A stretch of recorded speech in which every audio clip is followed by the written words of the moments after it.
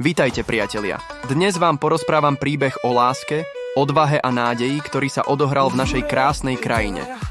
V jednej malej slovenskej dedine žila krásna Marína. Jej život sa obrátil na ruby, keď sa dozvedela správu, ktorá otriasla celou dedinou. Prichádzali Turci. Jej milovaný Juraj, statočný mládenec so srdcom plným odvahy, musel odísť brániť našu vlast.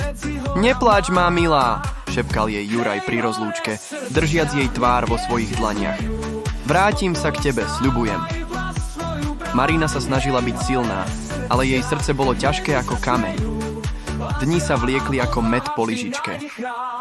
Marína pracovala na poli, starala sa o domácnosť a každý večer sa modlila pri pohľade na hviezdy. Spomínala na Jurajove slová: Hej, hore srdcia, nech piesne znejú, z popola vstávaj, vlasť svoju bráň. Ale osud mal pre ňu pripravené prekvapenie.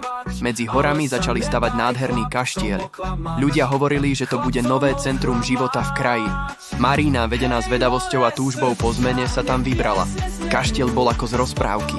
Majestátny, obklopený zelenými lesmi. Marína tam našla nový zmysel života.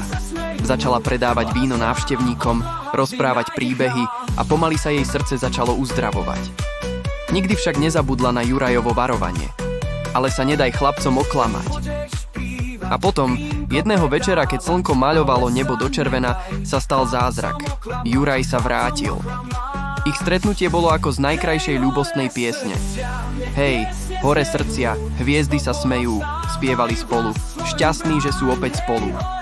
V kaštieli medzi horami našli svoj nový domov, miesto, kde ich láska mohla ďalej rásť a prekvitať. Ich príbeh sa stal symbolom nádeje pre všetkých, ktorí veria v silu lásky a vytrvalosti.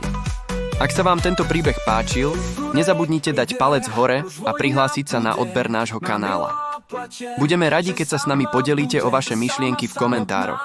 Ďakujeme, že ste si našli čas vypočuť si tento príbeh o láske, ktorá prekonala všetky prekážky.